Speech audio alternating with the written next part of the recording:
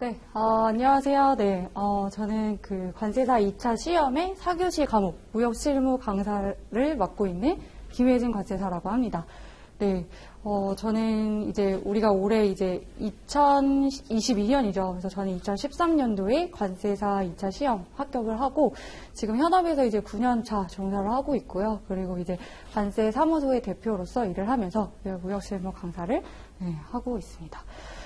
그래서 아마 여기 계신 분들은 이제 뭐 관세사 준비를 할까 말까 고민한다기보다는 관세사 준비를 이제 하기로 마음을 먹으시고 이제 앞으로 어떻게 공부를 할까 이런 것들을 들으시려고 오셨을 것 같은데, 제가 이제 일을 해보면서 느끼는 거는 이제 관세사라고 하는 직업이 일단은 굉장히 지루할 틈이 없는 과목이다. 이렇게 말씀을 드리고 싶어요. 그래서 내가 전문성을 쌓아 나아감에 있어서 어떤 방향으로 어떤 방식으로 쌓아 나갈까 이것들이 굉장히 마음 먹기에 달려있기 때문에 저는 굉장히 이제 가치 있는 직업이다. 라고 말씀을 드리고 싶고, 그리고 그쵸. 그래서 뭐 관세사의 뭐 그런 그 전문직으로서의 중요성을 여러분들이 다 알고 있기 때문에 마음을 먹었을 것이라고 생각이 들고, 오늘의 이제 주어진 시간 동안에 제가 이제 초점을 두고 말씀을 드릴 것은 무역실무라고 하는 과목이에요. 무역실무.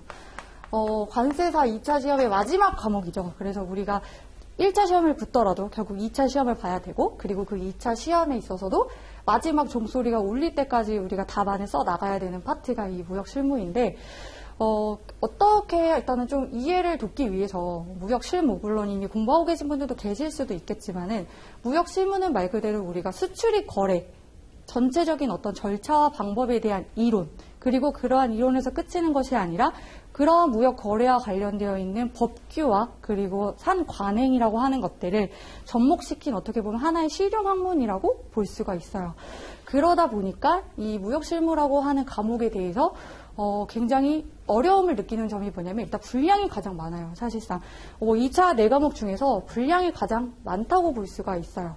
그래서 제가 아까 무역실무라는 것들에 대한 정의를 내릴 때 말씀드린 대로 일단은 기본적으로 이제 이론이라고 하는 것들이 있었을 것이고, 그 다음에 이 이론에서 끝나는 것이 아니라 이것과 관련된 법규라고 하는 걸로 이제 나누어서 이해를 하시는 것이 좋아요. 접근을 할 때부터. 그리고 여기서 끝나는 것이 아니라 추가가 되죠. 왜냐하면 이제 대외무역법, 그 다음에 외국환 거래법, 이렇게 두 가지가 추가가 됩니다. 그러다 보니까 사실상 우리가 뭐 관세법 이런 것들은 그 해당 법에 대한 부분만 준비를 하면 되는데, 이론도 준비하면서 이것과 관련된 국제 법규, 특히 무역 거래는 우리나라만 이루어지는 거 아니죠. 국가 간의 국제적인 어떤 협약, 규칙들이 있기 때문에 이 부분을 준비를 해야 되고, 그런 데다가 우리나라의 이제 강행법이라고 볼 수 있는 대외무역법과 외국환 거래법까지도 준비를 해야 되는 거예요. 그러다 보니까 일단은 사실 이제 공부를 막상 해보면 이렇게 두 가지만 공부하기도 굉장히 벅차거든요. 그래서 우리가 지금 올해가 2022년 이제 5월이 시작이 되지만 내년도 2023년 6월까지 공부를 한다고 하면은, 여러분들이 이제 내년 1월부터 6월까지는 실제 시험이라 생각하고 이제 모의고사 답안을 써내세요. 근데 여기서부터 여기까지는 이제 우리가 공부한 기간이 있기 때문에 어느 정도 잘 써냅니다. 1, 2, 3, 4 개월수를 거듭할수록. 그런데 이제 요 부분은 사실 뭐 4월, 5월 돼서도 아직도 답안을 써내는 걸 굉장히 어려워하세요. 왜냐하면 일단은 여기에 좀 집중을 많이 하시다가 그다음에 나중에 가서 해야지라고 미루다 보면, 근데 이게 또 법과목이기 때문에 이것이 또 암기가 쉽지는 않거든요. 그러다 보니까 일단 무역실무라고 하는 것들이 전체적인 일단 범위라고 하는 것이 굉장히 넓다라는 점, 그리고 실제로 무역실무라고 하는 것들이 어떤 물론 이제 시험의 회차별로 어떤 평균적인 건 달라질 수 있지만 이제 과락률이라고 하는 것이 있죠, 2차도. 근데 그 2차에서 과락률이 굉장히 높은 이유도 저는 이 부분에 있다라고 생각이 들거든요. 그리고 우리가 이제 뭐 무역학을 전공하신 분들, 뭐 국제통상 전공하신 분들이 계시겠지만, 사실상 무역실무라고 하는 것들이 무역학과에서 우리가 전공서적을 생각해 보면 범위가 예를 들어서 한 학기에 우리가 뭐 전공서적 2-3개 있다 치면은 1년이면은 이제 2개고 4년이면은 24권이거든요, 책이. 그러면은 그 24권에 해당하는 범위 중에서도 그 안에서 시험 문제로 나올 수 있는 부분들이 있다라는 거죠. 그럼 우리가 이 이 부분을 다 공부할 건 아니잖아요. 우리가 연구를 하는 거는 아니기 때문에 우리는 어쨌든 관세사 시험의 수험 목적에 맞는 교재를 가지고 수험 목적에 맞게 공부를 해서 합격을 하면 되는 부분이다. 이렇게 봐주시면 되고요. 그래서 올해 제가 준비하고 있는 부분은 이제 무역실무 강의를 이제 다음 주에 시작하는 것들이 이제 이론 파트를 시작을 하게 되는 것이고요. 그 다음에 이것과 관련된 법규.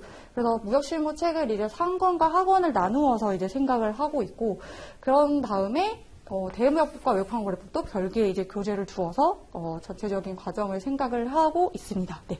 그래서 이렇게 봐주시고, 그 다음에 제가 이제 말씀드리고 싶은 부분은 이제 출제 경향을 한번 생각을 해볼 필요가 있겠는데요. 이제 무역실무라고 하는 과목이 아까 이제 앞서 관세사 시험 제도라는 것들에 대해서 설명을 들으셨겠지만은 이제 2차 과목이라고 하는 것들이 예전에는 50점 문제가 하나가 있었고, 그 다음에 10점짜리 문제가 50점 하나, 10점짜리 문제가 5개. 이렇게 해가지고 총 100점. 이렇게 구성이 되어 있었는데, 올해 되면서 이제 문제가 올해부터는 바뀌게 되었어요. 그래서 30점, 그 다음에 30점, 그리고 20점, 20점 이렇게 해가지고 총 4문제가 나온단 말이죠. 그래서 예전에는 이런 수험생들, 우리가 합격한 사람들을 만나서 얘기를 해보면 대외무역법과 외국환거래법에 있어서 이제 준비가 좀 더디다가 내가 실제 나온 문제 중에 예를 들어서 10점 문제 중에 하나가 이쪽에 나왔어. 근데 내가 외국환거래법을 준비하지 못했어. 그러면 이거 하나 놓쳐도 사실 합격할 수는 있었어요. 그런데 이제는 시험에 일단은 그 문제당의 어떤 범위, 점수에 대한 배점 자체가 굉장히 커졌기 때문에 어느 하나 놓쳐서는 안 되고 전체적인 범위들을 내가 다 준비를 꼭 하겠다라는 마음을 가져야 되는 것이고, 그렇기 때문에 이것들이 나중에 가서 흐지부지 되지 않기 위해서는 우리가 지금 공부하는 이 5월에서부터 머릿속에 계획을 가지고서는 접근을 해야 된다. 이렇게 저는 말씀을 드리고요.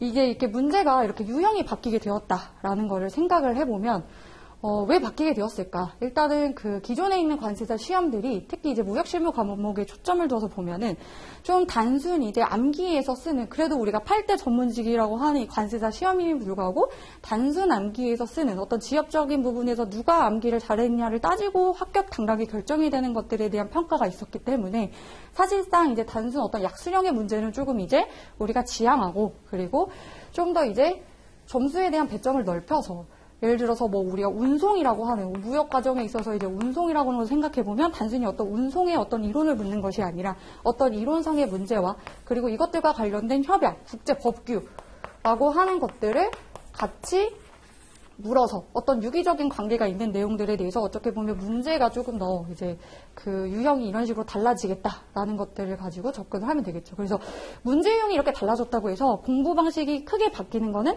아니에요. 결국에는 이런 문제가 나온다 하더라도 우리는 결국에는 기본에 충실해서 접근을 하고 이해를 하면 어떤 문제든 대응을 할 수 있다라는 것들. 그래서 사례 유형의 문제가 나오더라도 내가 결국에는 단순 암기를 해버리면 우리가 답안을 쓰는 것이 어려움이 있겠죠. 근데 내가 이해를 하고 있다면 어떤 유형의 사례 문제가 나와도 이해한 바를 바탕으로 답안을 써 나갈 수가 있다라는 거. 그래서 기본 이론 강의, 그리고 이런 법규에 대한 강의 등을 통해서 제가 한번 또 다시 설명을 드려보도록 하겠습니다. 그리고 다음으로 또 이제 말씀을 드리고 싶은 부분은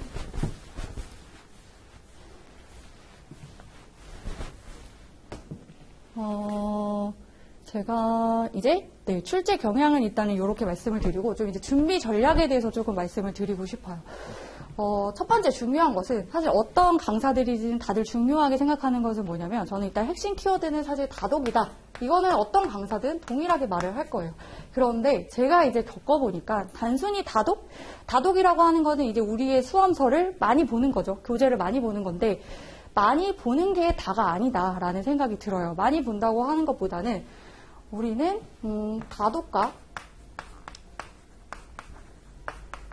리마인딩이라고 하는 작업이 반드시 수반이 돼야 되는 것이고, 이 다독에 있어서도 그냥 다독이 아니라 우리는 효과적인 어떤 다독을 하고, 그리고 이것들에 대해서 리마인딩을 해야 된다라는 것이 저는 어떤 절대적인 하나의 특히 무역실무에 있어서는 철칙이다라고 생각이 드는 것이, 우리가 이제 머릿속에 입력을 하죠. 그래서 1차 시험은 객관식이기 때문에 머릿속에 있는 거 가지고 판단하면서 할 수가 있어요. 그런데 2차 시험은 논술이고 서술이기 때문에 내가 머릿속에 있는 것들을 사실상 입력을 하고 나서 실제로 이것들을 출력을 해야 돼요. 그래서 모의고사 답안지에 내가 머릿속에 정리되어 있는 것들을 써 내려갔을 때만 우리는 점수를 받을 수 있거든요. 내 머릿속에 있는 것이 아니라. 그렇기 때문에 이러한 것들이 잘 이루어지기 위해서는 기본적으로 내가 다 독을 해서 머릿속에 넣어놓고 그리고 실제로 내 머릿속에 이것들이 잘 들어가 있는지를 한번 체크를 해봐야 돼요. 그래서 저는 그것을 이제 리마인딩이라고 표현을 하는데 계속해서 그냥 시간을 두고 다독을 해 나간다기보다는 내 머릿속에 얼마만큼 있는지 계속해서 점검을 해 나가는 작업. 그래서 예를 들어서 우리가 이제 무역실무라는 것들이 전체적인 범위를 아까 전에 이론, 그 다음에 법규라는 부분, 그 다음에 이제 대외무역, 대외외국환이라고 이렇게 표현을 한다면 효과적인 다독이라고 하는 것은 어떤 방법이냐. 예를 들어서 우리가 이제 학원에 이제 커리큘럼이 있겠죠. 그래서 강의를 쭉 듣습니다. 기본적인 이해를 쭉 해야 하기 때문에 전체적인 과정을 이렇게 쭉 듣게 될 거예요.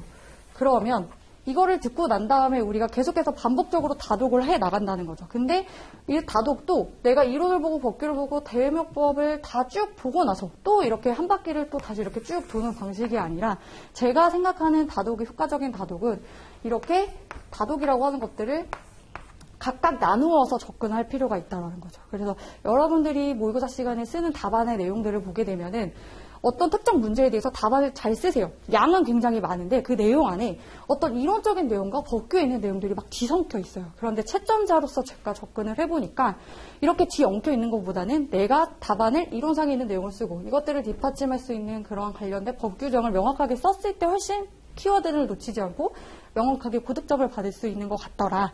이런 생각이 들어서 일단은 다독을 할 때에도 예를 들어서 이렇게 전체적으로 내가 한 번, 두 번, 예를 들어서 뭐 이렇게 세 번 이렇게 3회독을 했다.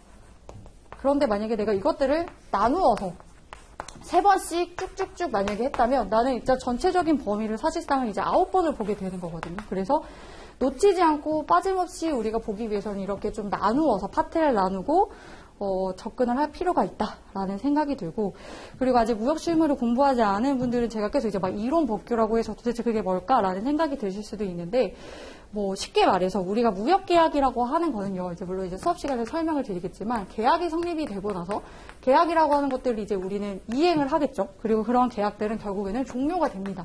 그래서 실무라고 하는 것들이 범위가 굉장히 방대하다고는 하지만 결국에는 사실 무역계약을 어쨌든 전체적인 프로세스를 우리 이해를 하면 되거든요. 그래서 성립하고 이행이 되고 종료하게 되겠죠. 그래서 무역계약이 이행이 된다는 건 뭐냐면 내가 무역거래를 할 때 가장 기본적으로 대금을 결제를 하겠죠. 그래서 크게 결제, 그리고 운송, 그 다음에 보험 이런 것들을 우리가 크게 이행 파트에 들어가는 거라고 본다면 우리가 결제와 관련해서 가지고 있는 국제 법규가 있고요. 운송과 관련된 여러 가지 협약 등이 있고 그 다음에 보험과 관련된 국제 법규 등이 있다라는 거죠.